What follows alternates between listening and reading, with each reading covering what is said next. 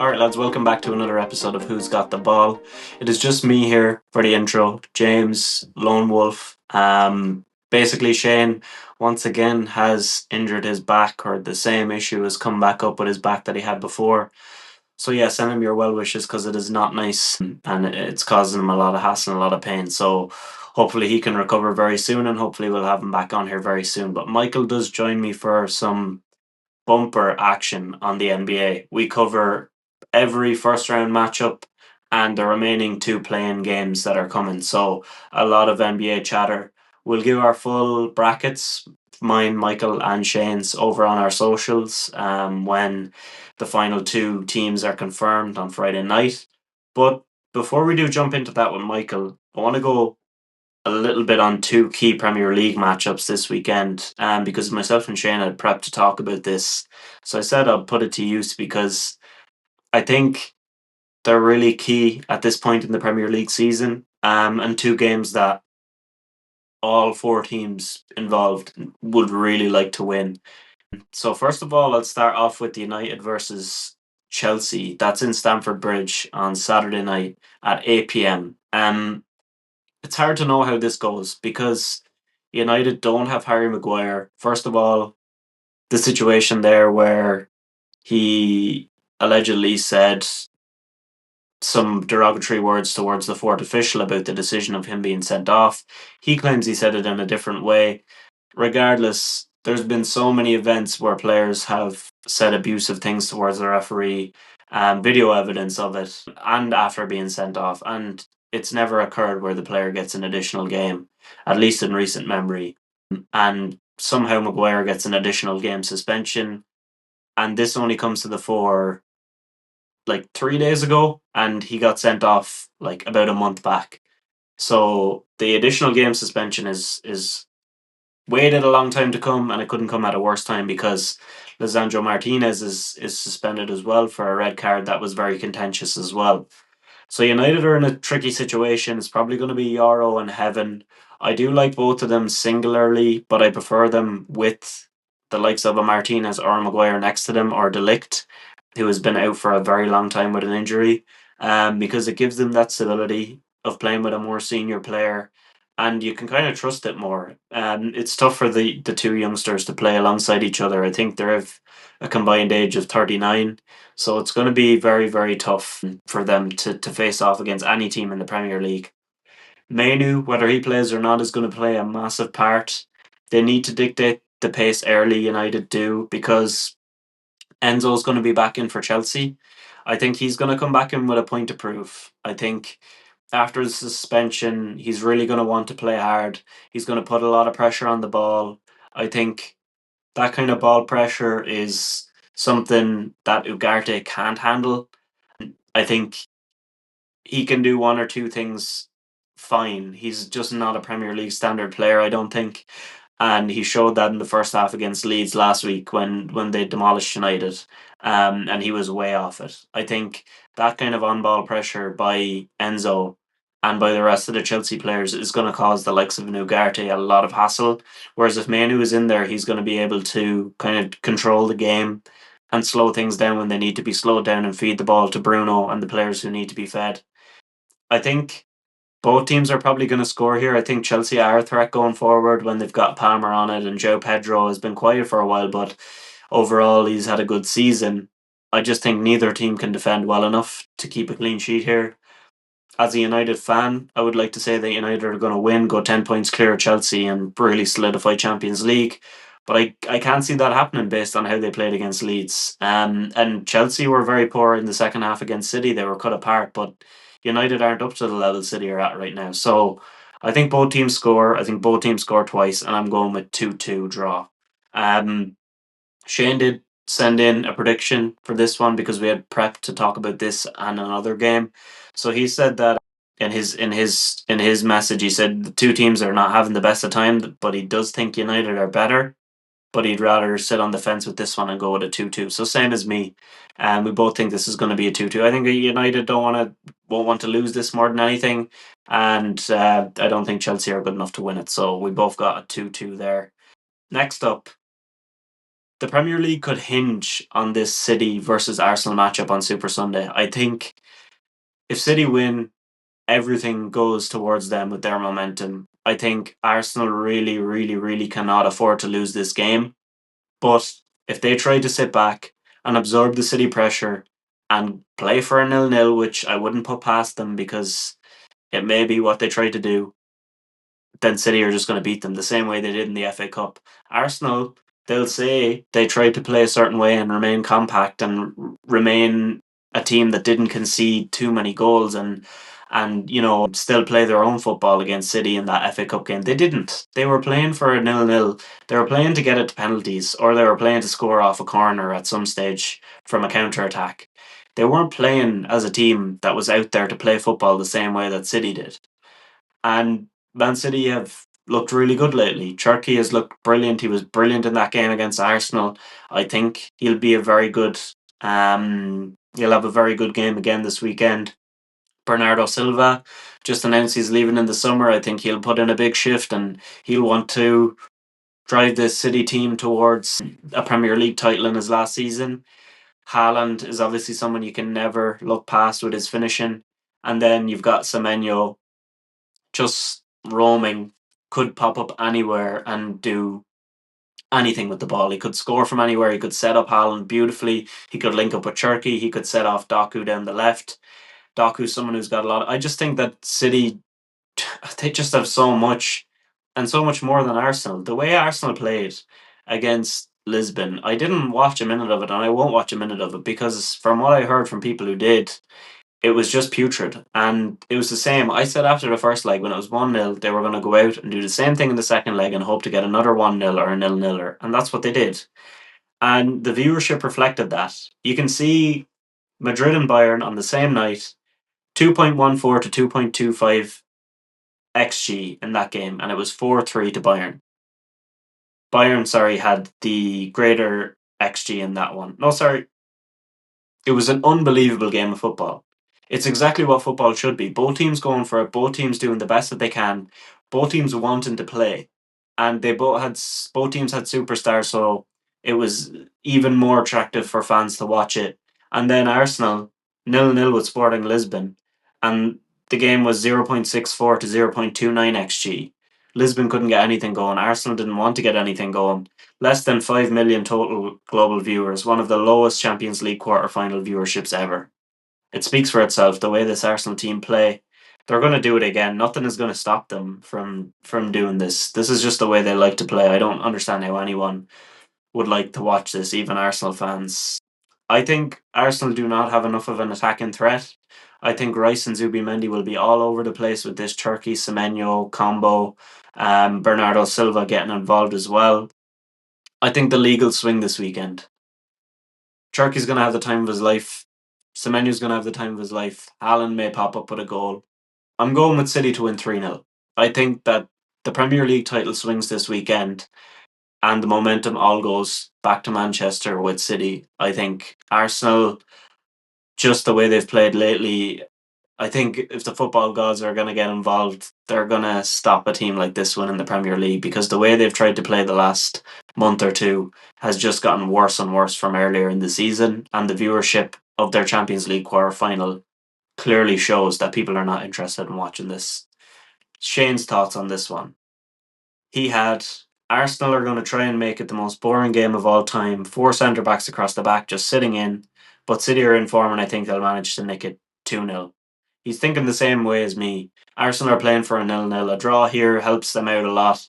But a draw where they play football would be great. They're not going to do that. It's going to be them trying for a 0-0 and City breaking them down. I'm very sure of it. I think City are going to win this one. So that's my kind of Rosillo style monologue to start this one off before we get our guest in or our usual contributor in Michael to the NBA space. But we got Michael on, so let's welcome him in.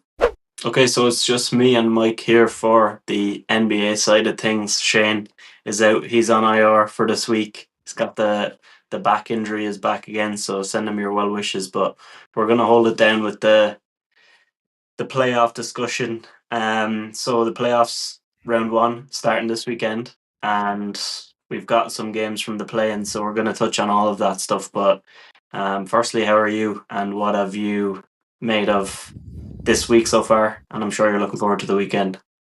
Well, firstly, I want to start off with Yes, sir. flexing my National League Finals medal right here, helping out with Limerick Sport Eagles. Went up to Dublin last Saturday, got the dub. Also, shout out to Oren Donlan, one of my under 19s who got named to the under 17s Irish men's squad. Nice one, We're going nice over one. to Scotland in June. But yeah, in terms of this week for the NBA, couldn't be happier.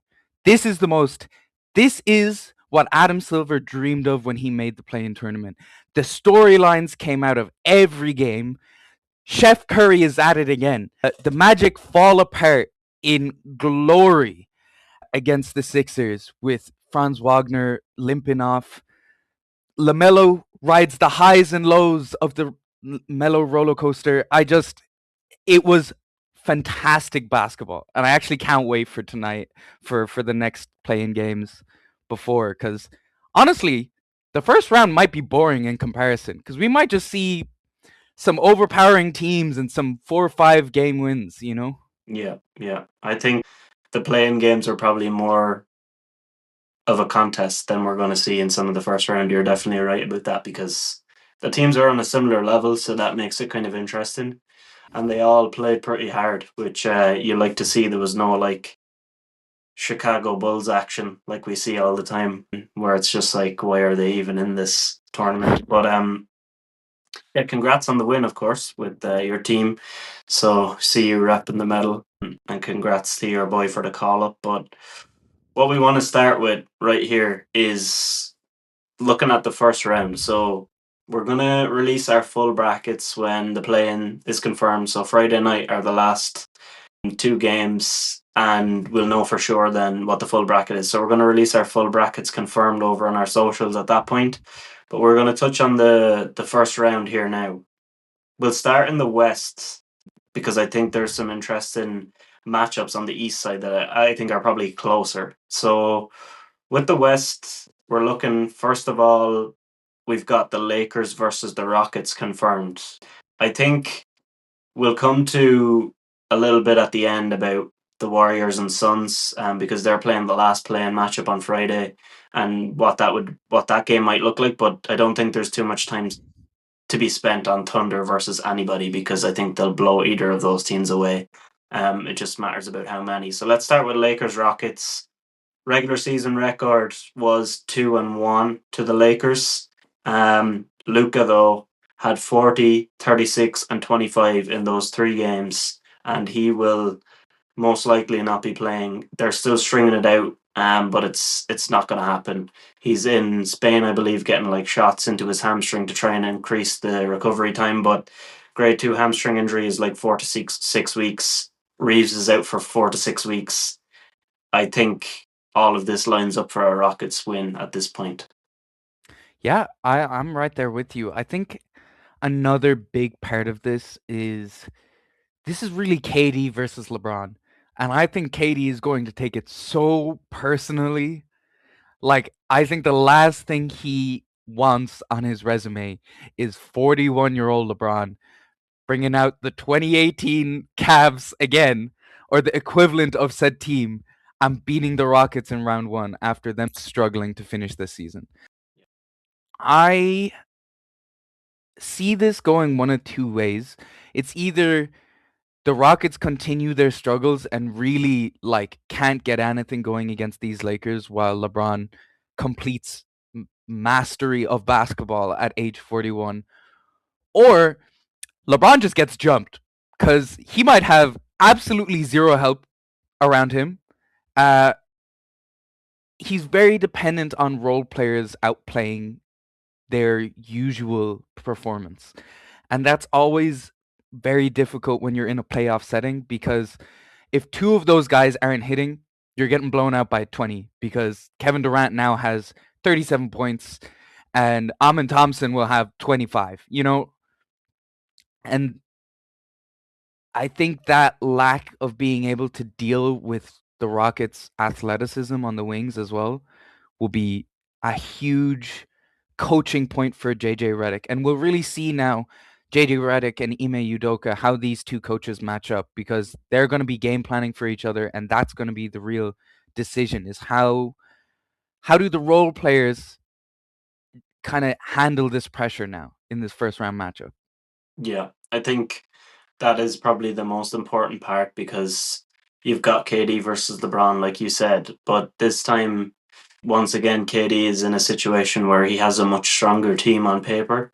And I think this is probably would be like the most outrageous loss to LeBron that he could have because like there's no way that LeBron at this age should be pulling this team through.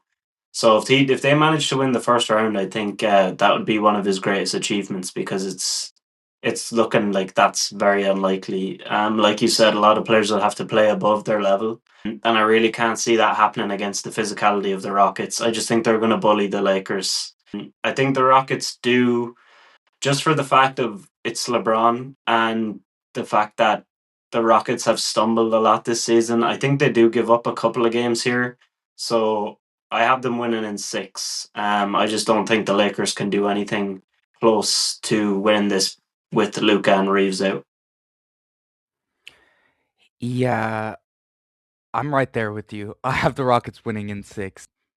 Ironically, I might change my tune after game 1, but I think the biggest X factor is Marcus Smart and ironically sparing Bronny James minutes. Like that point of attack defender, if if Reed Shepard hits like 6 threes in a game, the game's done. You know, like if Kevin Durant goes off for 41 in a game, like the game's done. It's really about how this perimeter defense can work. Because at times in March, they were like the third ranked defense. So that if they can keep that in here, I think they could take it to 7. But I'm still with the Rockets in 6. Yeah, I don't trust their defense enough to stop the physicality, is what I will say. I do think that their defense is probably a lot better without Reeves and without Luca, but it's just a loss on the other side. But yeah, we're on the same page there. I think the next matchup is the one that's most intriguing to me across the board, and that's Nuggets and Timberwolves. Um, this is going to be really good. I think looking at the regular season matchup, the Nuggets were 3-1, so you've got some kind of strange look at players missing from these ones. So I think when you see that Minnesota win, it's the most recent. It was on March 1st. Um, but if you look back, there's some times where Ant was out. So I think overall, it's hard to judge these regular season matchups on how this one is going to go. Generally, it's kind of close, and you can say, okay, it's going to go a certain way. Maybe based on that, you can kind of claim something. But Ant wasn't in the first game that they played, in which the Nuggets won. The middle two, we saw there was no Christian Brown, and the last two that they played, there was no Aaron Gordon, which they split. But the thing that sticks out to me is when Aaron Gordon was out, the Timberwolves won one and the other one went to overtime. The other two were pretty comfortable wins.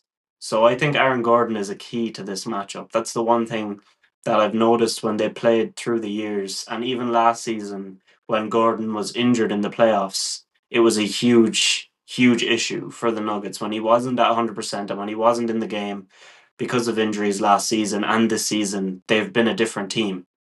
And a final point before I throw it to you is Jokic had triple doubles in 3 of these games, and one of them he was 1 assist off, including like a 56-point triple double on Christmas Day.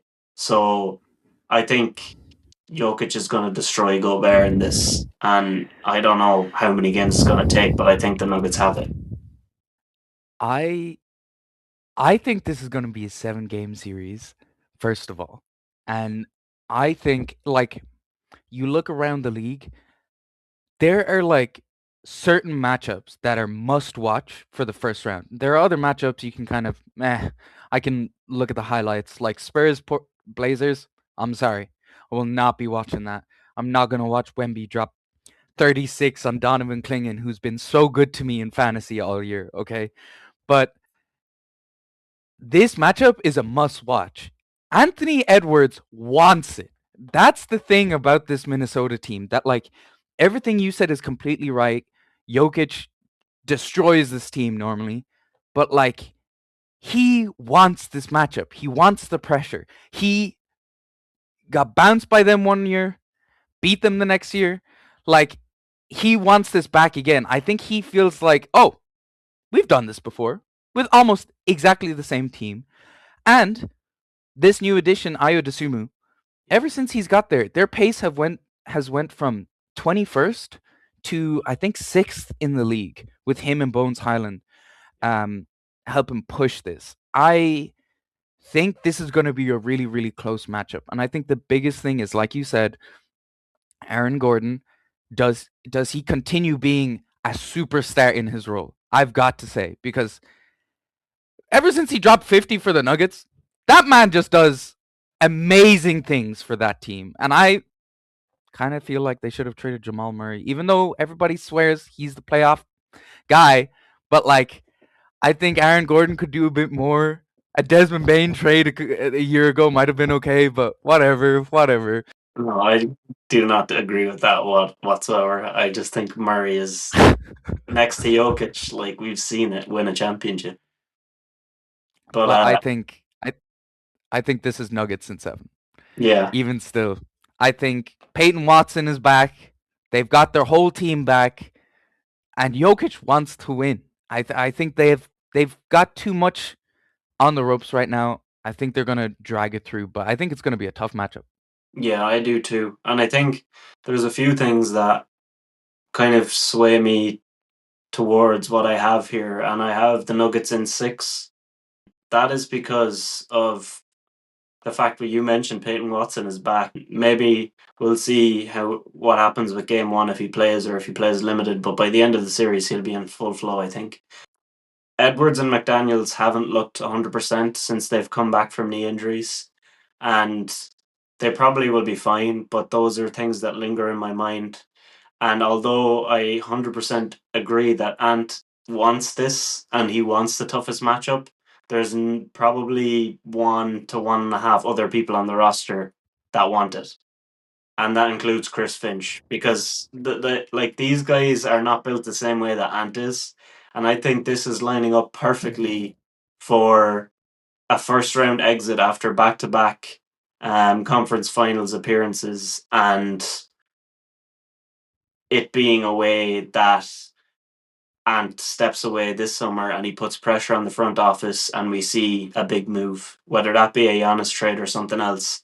They need that second guy who's got that mentality that Ant does that wants to push it against the best of teams.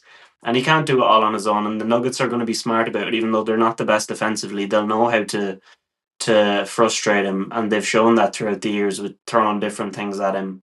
I think the Sunu is a massive addition that will keep this very interesting because his pressure driving down the lane, his pressure on the rim, and then, like you said, Bones Highland, often he's completely free on the outside because Desumnu is just dragging bodies into the paint with his pressure that they can't get from anyone else when Ant isn't on the floor, but now suddenly they can. And Bones Highland, he can get more stretches on the floor because he's able to knock down shots. So yeah, I like some of the things that they've got going on, but it still doesn't stop me picking the Nuggets in 6. And they finished the season with 12 straight wins. Like they're ready right now, this Nuggets team. I also want to say if they get bounced within 5 games or less, if I'm the Minnesota Timberwolves, I'm picking up the phone to the Magic and I'm saying, which one do you want? You want Paolo or Franz? Because I'll take the other one. Like, I think you gotta make a move. If you're not even close to beating the Nuggets, you have to make a move to make something different because you're not going to be able to contend next year. I think a Franz Ant team would go very far. I don't know if Paolo and him would work together, but I would really like to see Franz with him. I think that would be really, really good. But yeah, we'll get on to Paolo last night in a short while because that was horrendous basketball. But last up, we've got Spurs Blazers. I don't think there's too much really needs to be said on this, but of course, we'll cover it off. Spurs won the series 2-1 in the regular season, but Wemby didn't play any of the games. Stefan Castle also missed two. Funnily, he missed the two that they won. So they had no Wemby and no Castle in the two that they won. Then they lost the other one by 5. So the fact that Wemby hasn't played a game against the Blazers yet and they won the season series 2-1 shows that this is going to be, I think, a bloodbath. The Blazers did well to get this far. I think they did very well to beat the Suns in what was a very good game. Denny Avdia went off, but he likes to be physical. He likes to try and run people over. Yeah, good luck running Wemby over when you're trying to get to the rim in this game because it's not going to happen. The Blazers really have little else if they're not hitting threes. I find them hard to watch if they're on a cold streak, which they did go on against the Suns, and I thought the Suns were going to run away with it at that point. But credit to the Blazers for coming back. I'm going Spurs in 4. There's nothing else I can see happening here. Yeah, I'm with you. I think Spurs in 4 is kind of inevitable. They're they don't their shooting isn't consistent enough. They hit 11 threes in the first half the other day, and that was wild. Like that is not like this team at all. They're a tall team. They have tall lineups, which might further show the Spurs' weakness in their outside shooting. But like you said, they have almost no on-ball creativity outside of Denny Avdia, and all that guy wants to do is drive at the rim. Yeah. Like he could drive past Wemby and still get blocked at the backboard because But he it doesn't want doesn't to matter drive for past Wemby. anyone. He wants to go through people's chests. I feel like he gets away with a lot as well. He's charging a lot of the time. I have never been super impressed by him. I think that's why the Wizards traded him, and even this year, he's having a great year.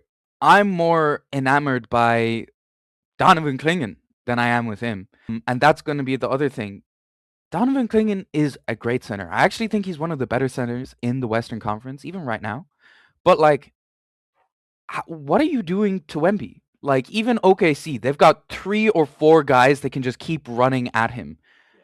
Are we trusting Time Lord and Robert Williams and Donovan Clingan to hold Wemby to under 28? No. Like, and that's the other thing that we kind of mentioned before. How many minutes is Wemby going to play? Because if he plays over 32 minutes, 35 minutes, you're cooked. It's just over. I think the fact that it's the Blazers, they probably don't play him more than like 28 or 30. And I think they still win it comfortably. And the best solution I could see that they might try in the first game, I don't know, is to put Kamara on him and just try and give him like the Lou Dort treatment and then get like a secondary help because Kamara is strong and he's a good defender. And then once you get inside, you're obviously going to need some help there. But I think that could be something that unsettles him and wears him down a little bit. But outside of that, I don't see what else they do because, yeah, they're a good defensive team, and there's actually players I prefer, like, and I'm more interested in Klingen, Kamara, even Scoot Henderson. I'm more interested in than Avdia because I just don't like the way he plays. Really, it's just not for me. And yeah, I think that there's some interesting players, but they're a team that I think they did well to get this far, and I think they've found their place at this point. Yeah. Also, I'm thinking about it now. The Bulls had like 18 guards, it felt like, at the trade deadline. And we've went through this list, and half of these teams need a guard that can have some form of like on-ball creation. I just find it shocking that nobody made a move at the deadline with how low the Bulls were selling on some of them. Yeah, well, we look at two teams that one that's just has to win one more game in the Hornets, and another in the Timberwolves that the Sumnu and Kobe White are looking unbelievable for those two teams coming off the bench. So that's just two examples right there. But yeah, we both have Spurs in 4 there. I think that was kind of inevitable. So that would set up some interesting matchups in the second round. It would be Nuggets, Spurs, and Rockets, OKC. But as I said, we'll do our full brackets on the social, so you can get that over there. Let's head over to the East. Okay, so first up on the Eastern side of things, we're looking at the Cavs and Raptors. For me, this is an interesting regular season because the Raptors won all three, but in all the games, the Cavs were missing a lot of people. This is all before the trades went down. So this was October 31st, November 13th, and November 24th. So pretty much within like a space of 3 weeks. Cavs in the first game, they had no Allen, Garland, Merrill, Mitchell, or Struess. In the next game, they had no Garland or Struess. And in the last one, no Allen, Garland, Hunter, or Merrill, and Struess as well. And then if you look for the Raptors, they had no Barrett in one game, but that was pretty much the only player that they were missing. So clearly there was an injury issue going on in these games. And since kind of after Christmas and after the trades went down, the Cavs really turned things around. So things are way different right now. They have a different roster. Right now they have a different guard rotation. So they've got James Harden, Ellis, Schroeder is there as well, and they've looked really good kind of since they turned things around. So I can't really read into what happened. I think quickly being injured, possibly not being ready for the first game is quite concerning because he is a good playmaker for the Raptors. If you look at Brandon Ingram, he's kind of their go-to scorer. And in his games against the Cavs this season, he scored 37, 11, and 20. So not consistent, typically him, the way he plays in big moments. It's very inconsistent. I don't trust Harden in the playoffs, but I don't trust the Raptors, who barely avoided the playing spot. So this is a really interesting one. Yeah, I think I think both of these two teams are so happy that they got the other team in this matchup. Because I think they would lose to almost every other team in the Eastern Conference Finals. Neither of these teams give me any sort of confidence. I mean, the Raptors have just slipped so much. And then, like you said, with quickly not being in, I worry, but also you never know with I was about to say with OG Ananobi, but he's not on that team anymore, which exactly tells you how much I think about the Raptors. I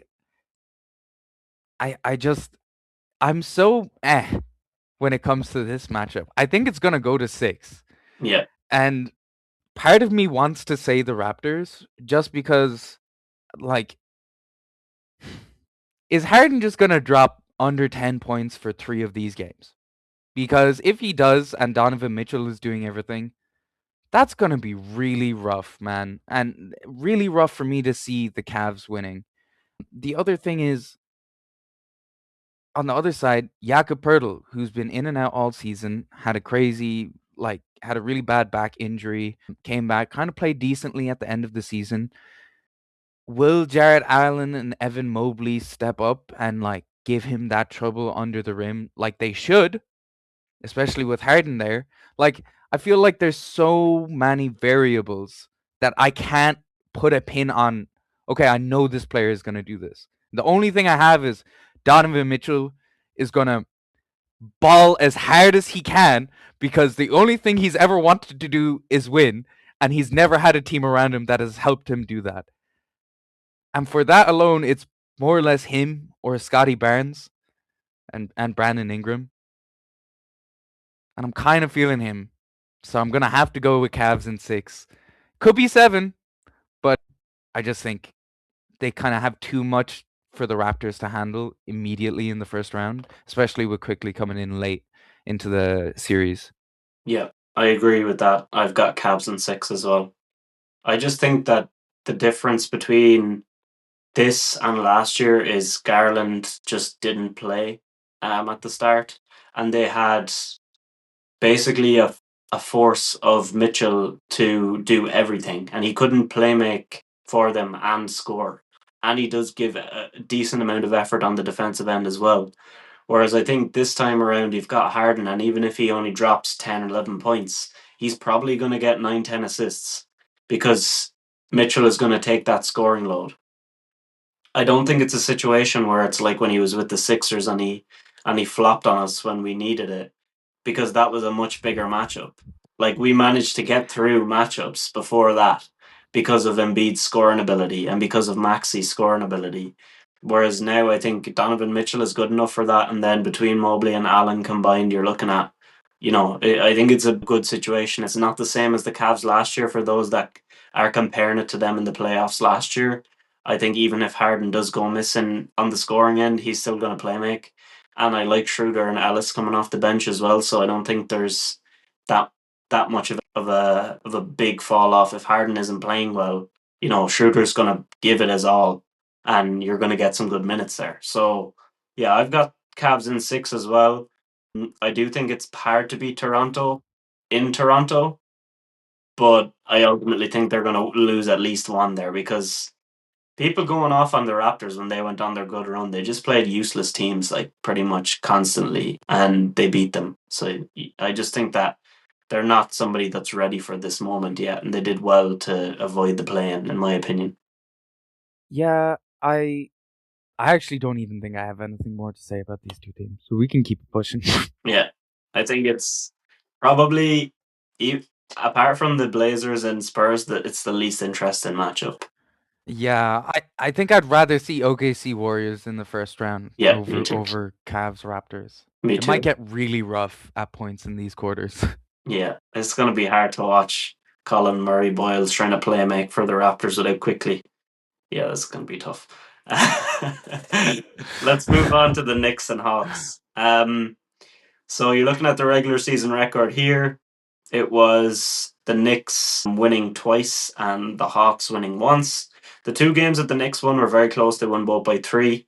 So in this one, there wasn't a whole lot of kind of players missing apart from Josh Hart was out for a couple and Mitchell Robinson was out for one. I think there was pretty much the full complement, but the Hawks team was different for some of the games because you could see the box score and Trey Young is still on one of them, and I'm like, okay, this is a completely different Hawks team right now.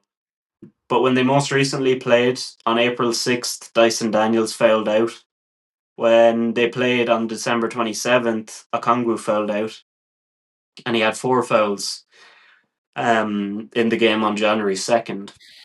I also saw multiple players with four, three, five fouls against this Knicks team. So the Hawks, while they do defend physically, Jalen Brunson is such a good foul baiter that you can see from that what happens when the Hawks get overly physical. I think if they don't do that and they play within the limits, because playoff basketball is you're allowed to be more physical, but if they play within the limits of the game and Dyson Daniels doesn't lose his mind and get too many fouls, which he's been seen to do too many times this season, he's a great defender that can sit on Brunson for quite a long time. So I think that this is going to be a really, really intriguing matchup, and I have it going 7 games. Yeah, I think this is one of those, like, I feel like a lot of people are gonna look at this and be like, "Oh, it's whatever. It's the Hawks versus what's it's the Hawks versus the Knicks." But this might I think it's also going to 7.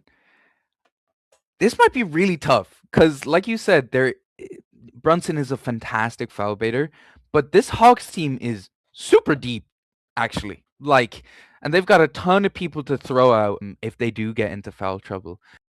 The biggest thing is Nikhil Alexander Walker going to continue this kind of stretch that he's put on in the end of the season? Will Jalen Johnson show up? Is his three ball going to fall? But like, there's a solid like 9 guys I'm happy to play here in the playoffs, and that normally shortens down to 7 in extremely close games. But like, you've got Kaminga, Gabe Vincent, Mohamed Gay, who's played great in short spurts during the season. You have Corey Kispert, who could just hit 6 threes in one of these games, and it would not be out of the norm at all. Jock Landale plays great for them. Uh, I think there's McCollum is really important in this matchup too. Yeah, I mean, he hasn't had this scoring impact I was kind of hoping he would when he was traded to the team, but I think he does a lot to help Nikhil like get his buckets as well by being an option there on the perimeter. I think the Hawks win in 7 for some reason. Wow. Like, and Um, which would be crazy, which is a wild upset. But like, I think they have enough to throw out at the Knicks. I don't think the Knicks are fantastic defensively. I think a lot of their problems, a lot of their worries I had for them when Tibbs was there are kind of extenuated here. Their offense isn't supernova enough that like I think they can just get away with how bad Towns and Brunson can be on the defensive side. So I think it's Hawks in 7. But I'm hoping if they play the Sixers in the second round, they get clipped. But yeah, I'm going with the Hawks in 7. Nice. I like that. I like that. Something against the grain a bit. I am going with the Knicks in 7, but I am going for it to get to 7 games. I'm good because similarly, I went the same way last season. I said the Pistons and Knicks would go 7. It didn't. It should have. The officiating was horrendous. But then I said that was going to be the thing that eventually stumbled the Knicks because they'd be worn out from it. Now they did really well against Boston after that. I think this year could be a different story because I think this could be something that wears them out. It's a similar kind of a matchup where it's a team that are still finding their feet and it's their first time as this iteration of the team getting into the playoffs and they're very physical and they're good defensively. So the Knicks might not be so lucky this time around as they were against the Pistons last year.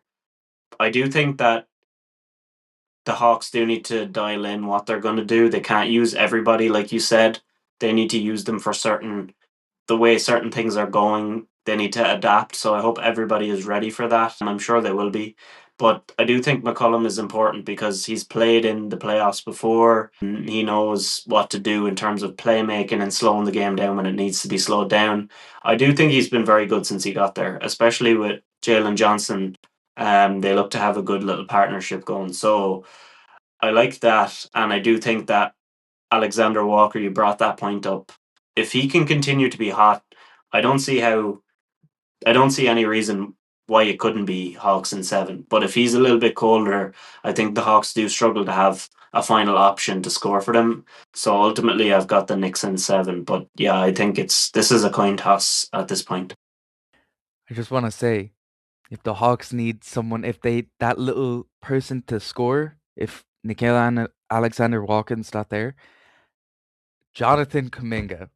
I want to believe so bad. I want to believe. I want to talk badly about Steve Kerr. Give me an excuse. Give me a goddamn excuse to come on here and tell me Steve Kerr is a horrible coach and should be fired this offseason. Because I think that's it. I genuinely think Okongwu is like a lock to play well this series. Jalen Johnson's always solid. Like you said, McCollum. Like even though he's not that much of a scoring threat, I think he's so good with Nikhil there. Kuminga, if you can come off the bench and just drop 15 points and look above average on defense, and you guys win this playoff series, you have a fat contract waiting for you. You just got to lock in here, okay? I actually had that down as my final note before we moved on to ask you, should they start Kuminga? Because I think there's actually warrant I don't think they will, but I actually think that there is reasoning behind them doing that. And I think he could cause issues for the Knicks. And I think that although it's in a limited sample size, he's probably played some of the most playoff minutes out of most of these Hawks players. So it's an interesting one. He could be the one that turns things around. Yeah, I think a big thing is if Dyson Daniels gets in foul trouble early in this one of these games, I think Mm-hmm. he will be thrown out there just to kind of see, hey, see how you do out there. And if he plays well, he could start game 3 or game 4. Yeah, I could see that happening. So one to watch. Let's see. Final one: Sixers versus Celtics. Our Sixers made it. First of all, let's touch on that playing game because yeah, it was great to see them win against the Magic. Paolo Banchero was really bad in that game. But the Sixers defense, I thought at times was so good. I thought Kelly Oubre was really good. Paul George, especially in the second half, like locked in defensively. Edgecombe came up with some plays as he does. Bona, those two blocks were like pivotal to the game to keep the Sixers in position. And then Andre Drummond was superb. Maxi, of course, like we always talk about Maxi, but I think everybody else just did so well and they did everything they needed to do. And I don't think there was any real point in that game that I thought Okay, the Magic are going to get a good run going here because they just couldn't get it going, and the Sixers looked very strong. Yeah, that game last night had me stressed because it felt like we were like up by 10, and then it was 5, then it was 10 again, then it was 5. But it really felt like the Magic, they were playing well, like decent enough, but they just needed somebody to take over and hit 2 or 3 buckets in a row, and literally nobody stepped up. It was really sad actually, because Paulo, as much as he tried, holy shit, man, you looked rough yesterday. Like you looked really rough to the point where like third quarter, because some context, Franz Wagner was supposed to be sidelined for the season. Like halfway through the season was said, reported, he's going to be out. Ended up coming back late in the season. So this is the second time they've rushed him back early, and he's gotten injured early. As we see, he walks off the court after running into Wendell Carter with 1 minute left in the fourth, after scoring like 2 buckets for them in the fourth, which felt like huge because it felt like nobody else could score anything.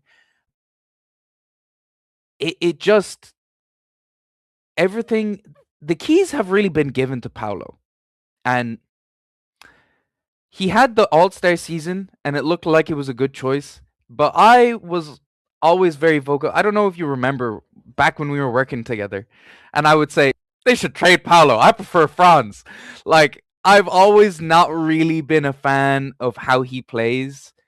It kind of reminds me of early Tatum, where it's a lot of like, Mm. I'm Kobe, I can shoot this, and it's like, please God, just hit a three or just take it to the rim. And some of his effort Sorry, I is got great. completely sidetracked on the play-in. No, you're good, but some of his effort is lacking as well, and he just does silly things like turns the ball over carelessly. And so I think if it's mad to say, but I think if they were to trade anyone now, it would be him, and I don't think people would have thought that initially. But yeah, let's steer into the Celtics matchup for the Sixers. So the season was 2-2.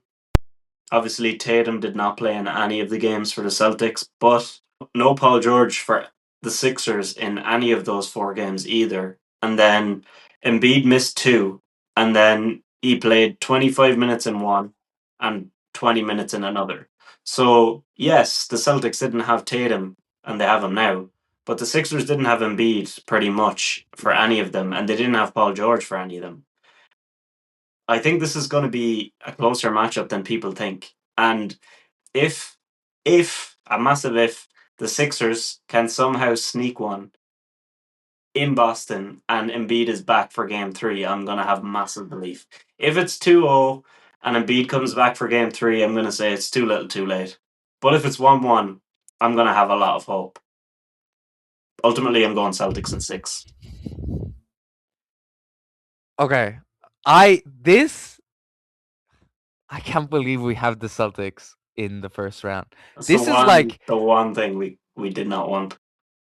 some context. Me and James have been talking about our schedule and stuff throughout the season because we're both Sixers fans.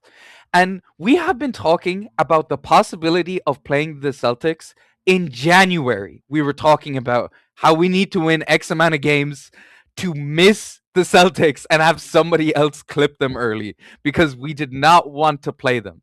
And it happens that we play him in the first round, which, like, on one hand, great. I get to decide early if I have any faith at all or not. But on the other hand, I feel like if we played half of the other teams in the Eastern Conference, I would feel better about our first round matchup. I I ironically, Andre Drummond is going to be huge in this game. Andre Drummond and Adam Bona, both of them are gonna have to do bits because that is the Celtics' weakness. As for Jason Tatum and Jalen Brown, like you said, I think you texted me. You're thinking about VJ Edgecombe guarding Jalen Brown and what's that, PG on Tatum. Yeah. VJ still clutch as we saw late in the game against the Magic, but I'm really interested to see defensively how he matches up with Jalen Brown because this will be a real test for him. to see like get his chops dirty and see if he can take the next step to being a playoff performer as well as just a clutch performer.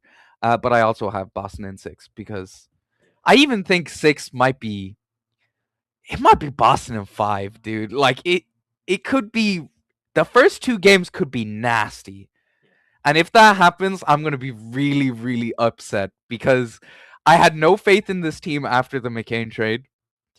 And you've slowly been reeling me in. You've been sending me memes and then being like, oh, we had a good win here. Paul George is playing great here. Maxi dropped another 30 points. Kelly Oubre's looking great. Andre Drummond's hitting threes. And I don't want to believe. It will hurt too much if we just lose by 30 game 1. I I I know. I just can't.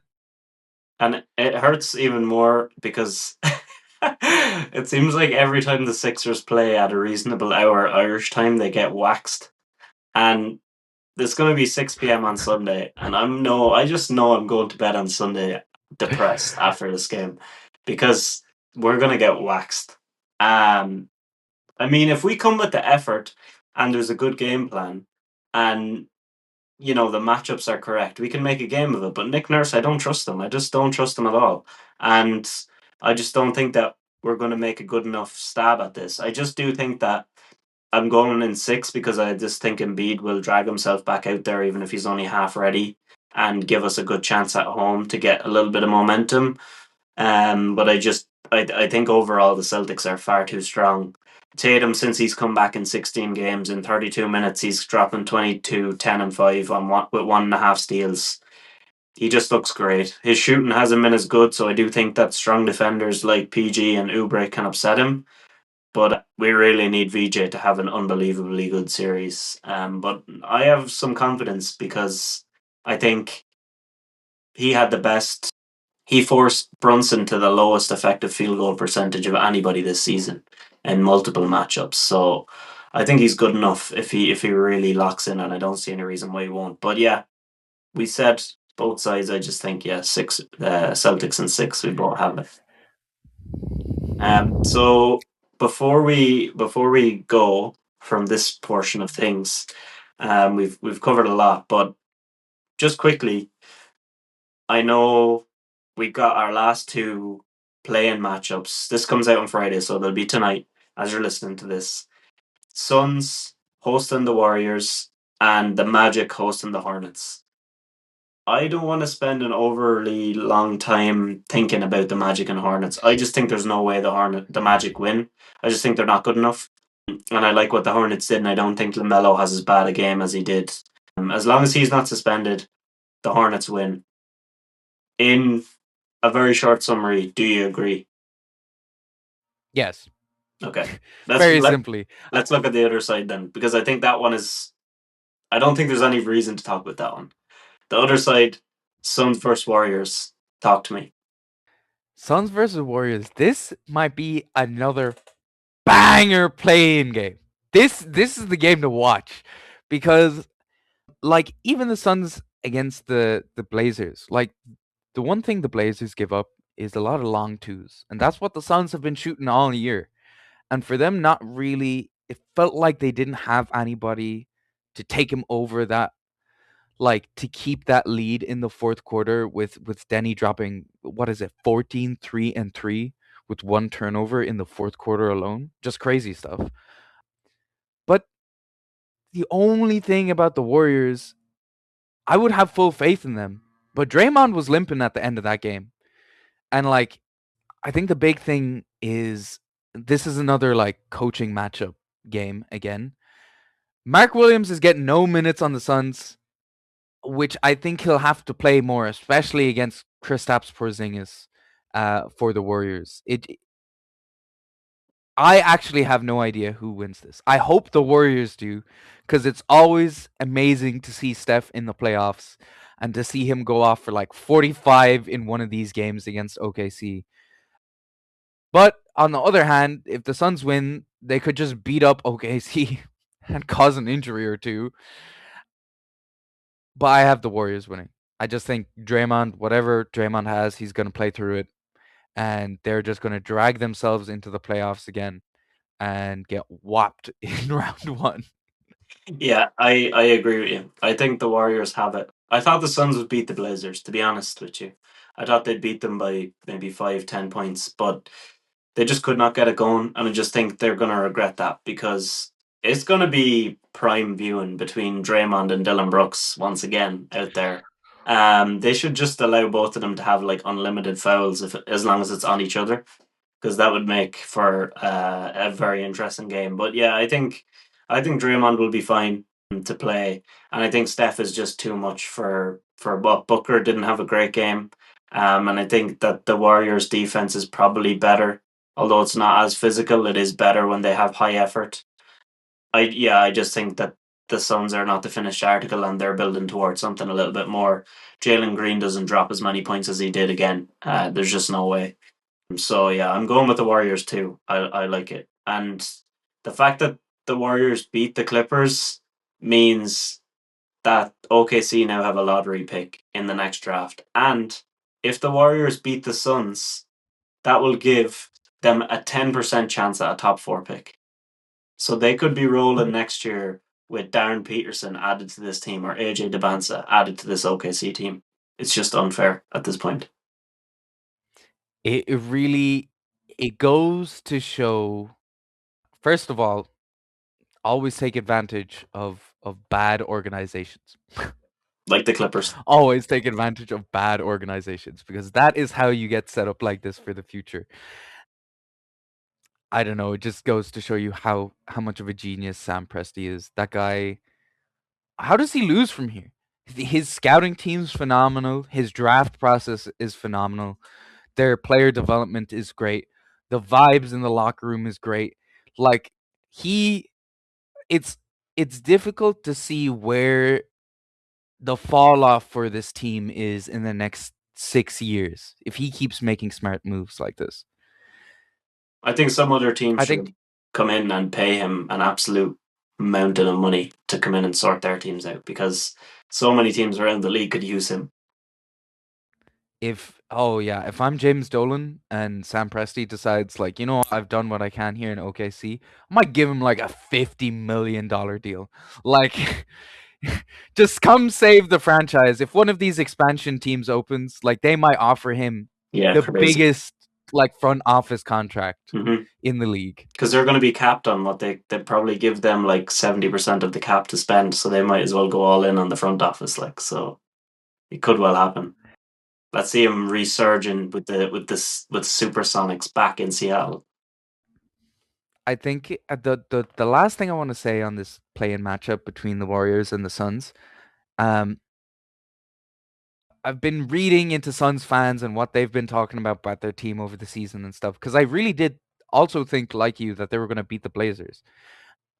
And one of the biggest things is Mark Williams has like his minutes has gone lower as the season has went on, and their coach has went all in on the small ball lineup. I will make this very clear. If you run a small ball lineup against the small ball lineup team, the Warriors, they will beat you 99 times out of 100. They will beat you. You cannot play small ball against the team that invented small ball with the guy who is the best in the small ball lineup, Chef Curry. Like, it's not happening. You have to play Mark Williams. You have to play Maluak if it comes to it. Like, and you have to just trust that those guys can do something different Well, because get going Iguodala small out with there. Just anybody at this point, anyone. I but Iguodaro is part of that kind of small ish ball lineup and I don't love it. I don't love it at all for them. I think you have to do something different than you did in the Blazers and I don't know, it just kind of seems like they're just waddling out of the playoffs right now. I mean, I think if you're right, I think if they play Iguodala, I mean they need to play him alongside Williams or I don't know. Malawach isn't really going to get minutes. I don't think. I don't think there's No. any. No, it's going to be Williams. But they need to. Yeah, they need to maximize that. I think you're right because Horford and Porzingis. Yeah, you can get after that. I know Porzingis had a good game, but like not defensively and not on the boards. He's a good shooter still, but God knows there could be something wrong with him in the next 24 hours and he won't play, some kind of random illness. But yeah, look, we'll leave it there. We've covered everything. We're gonna get our brackets out over on social media. So give a look on our Instagram and our TikTok. We'll get them shared before the real action starts on Saturday. But yeah, Michael, thanks for coming on. We'll have you get back again next week as you are on every week with us for the playoffs. So we'll chat to you then. Talk to you soon. Okay, let me wrap up this episode with our bit of housekeeping, our Gan Seans updates, and our power rankings updates. I'll give for both of us because Shane sent his in. But last week I had another 5 pointer. When it rains, it pours because I didn't have anyone all season. Neither of us did. Took until week 28 for me to get my first one, and in week 29 I had another. So I'm 10 points ahead of Shane right now, 38-28. He's going to need a massive end to the season to claw that back. He's already congratulated me on the win, so some mind games being played there. But last week I had Bournemouth to beat Arsenal, so did Shane. I had the Nuggets to beat the Spurs, and I had the Hornets to beat the Knicks. Shane had Leeds to beat United as well as his Bournemouth pick, which also came off, but he picked the Hornets to beat the Pistons. He had the wrong Hornets matchup. He only got 2 points last week while I got five. So as I said, the lead is out to 10. This weekend, I'm going back to Bournemouth. I think it's madness that they're 11-4 away to Newcastle. Newcastle have not been good. Palace came back and beat them last weekend. Bournemouth are on very good form. They haven't been defeated in a very long time. So 11-4 is a great price away from home. I think that they're going to get that win. I've also got Sunderland 9-2 away to Villa. That's on Sunday at 2. Villa are 4-6 favourites. I think Villa drew away to Forest. Forest are not good. Villa are just stumbling at the moment, and I think Sunderland are a hard team to break down, so they could nick this 1-0. So I like that one too. And then lastly, I'm going with the Warriors at 5-4 to beat the Suns 4-6 in the final play-in matchup Friday at 3 a.m. We discussed that with Michael. We both picked the Warriors, even though they are underdogs, but that's my last pick there. And then Shane's gone with Sunderland also to beat Villa, the same as me, but he's also got the Raptors to beat the Cavs in game one of their series. That would be a huge start for the Raptors, and it would really set the cat amongst the pigeons in that series. I think that the Cavs would be scrambling and feeling a lot like they did last year if that is what happens. So he's gone with that at 5-2 and the Cavs 2-7. He's also gone with the Sixers to beat the Celtics 9-2, and the Celtics are 1-7. An absolutely massive call and one that both me and Michael can get behind. So yeah, that's Shane's three picks for this week. And then looking at the power rankings, we'll go with Shane's first. Last week he had the Thunder, Nuggets, Spurs, City, United, and Arsenal. This week he's got the Thunder still at top. He's still got City in there, but they have moved up now to number 2 because of their charge late in the season. The Nuggets are at 3, so they drop down a spot just to get City in where they are. He's brought in a new entry. Of course, he got in the Rockets. He had to get them in before the playoffs started. He said 9-1 run that he could be jinxing them, but you know that they've been on a good run lately, so they're coming in at 4 for him. Arsenal are at 5, so they rise up one spot. And then Brighton are 6th. They're a new entry. I presume it's just kind of moving them in. So then Arsenal get to bump up a spot. And yeah, 5 wins in their last 6, 3 wins in a row. Shane says they're looking very solid.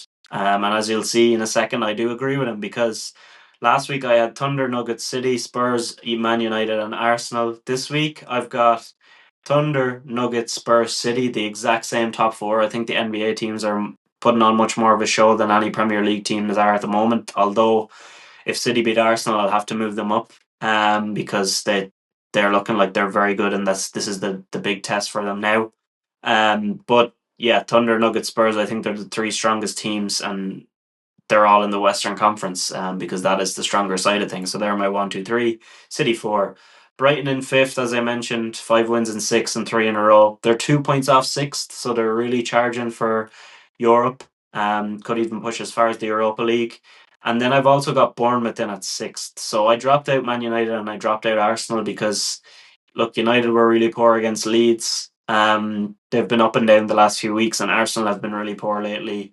So Bournemouth unbeaten since the 3rd of January. Yes, a lot of draws, but they are only 3 points off sixth. So beating Arsenal last weekend gets them in here for me. So they're in my sixth spot. So that's another episode wrapped. Hope you enjoyed it. I hope you enjoyed listening to my opening football monologue and all the bits with Michael. Hopefully we'll have Shane back here and hopefully he's recovered for next week. But like, subscribe, share, all that good stuff. Leave a comment, 5-star review on Spotify if you can at all. That would be much appreciated, as Shane says, on the road to 100k. Hopefully we get there one day. But we will leave it there and we'll catch you again next week. Welcome back to another episode of Who's Got the Ball with Shane and James.